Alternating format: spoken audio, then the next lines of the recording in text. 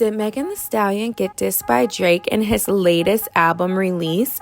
That is what we're going to be discussing in today's episode of Hot Topics. So let's get into it. Hello, everybody, and welcome back to the podcast YouTube channel. It's your girl Sabrina here.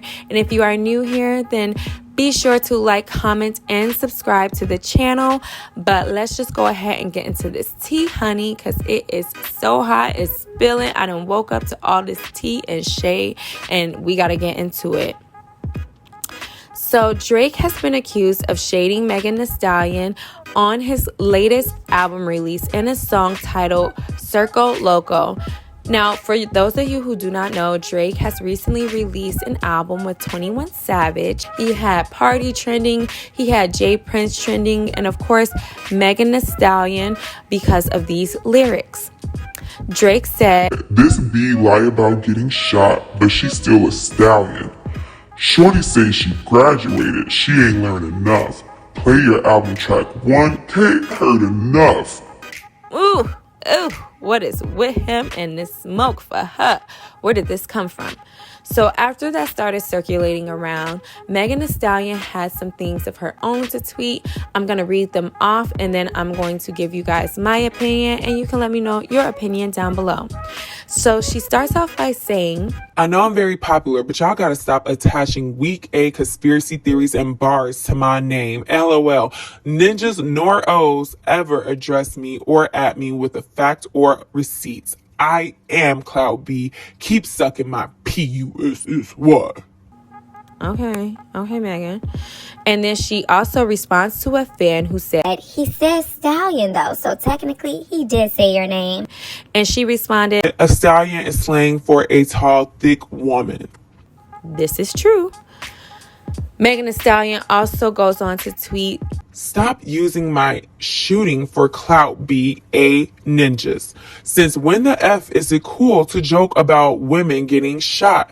You N-words, especially rap ninjas, are lame. Ready to boycott about shoes and clothes, but dog pout on a black woman when she say one of y'all homeboys up her."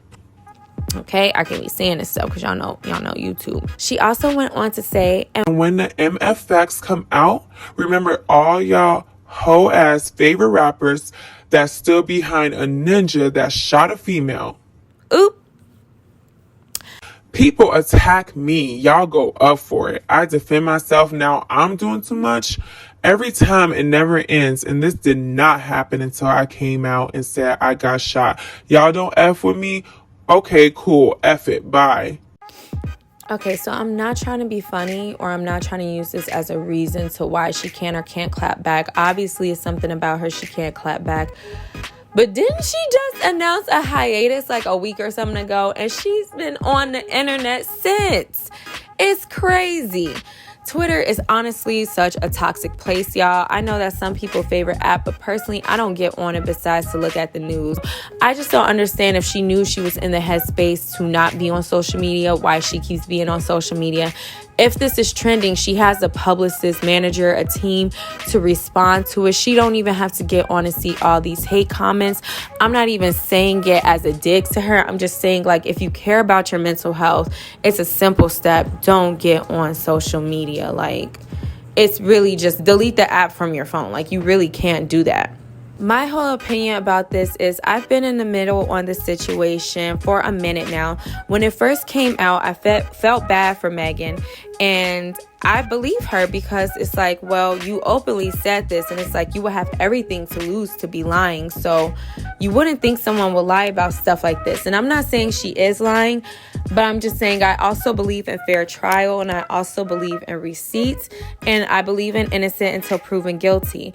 And so I believe that on both ends, on Megan and about her lying. Unless she's proving to lie, I'm not going to drag her from lying.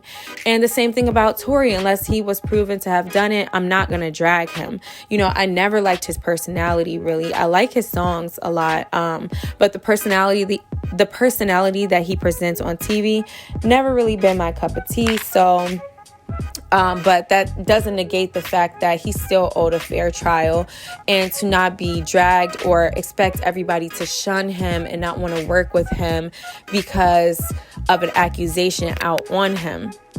So another thing I really didn't care for with Megan Thee Stallion is like, okay, first you kind of contradicted yourself. In the first tweet you said Drake wasn't talking about you, it was a conspiracy and because nobody added you, which sidebar, I hate that conversation. Oh, you didn't at me. You know who people talking about.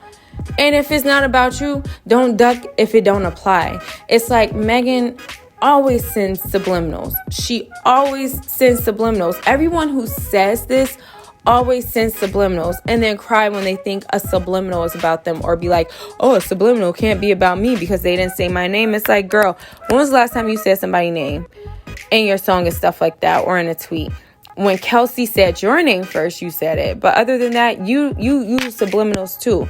So it's like, you can't be like, oh, people be subbing me for clout. And it's like, well, are you subbing people for clout? Because you sub people all the time. She just contradicted herself by saying 1 minute that it wasn't about her, and then the next minute going off. Now, I do find it weird. I'm not gonna lie and say I didn't find it weird that Drake had these lines for her. Now, he didn't have exclusively Smoke for her.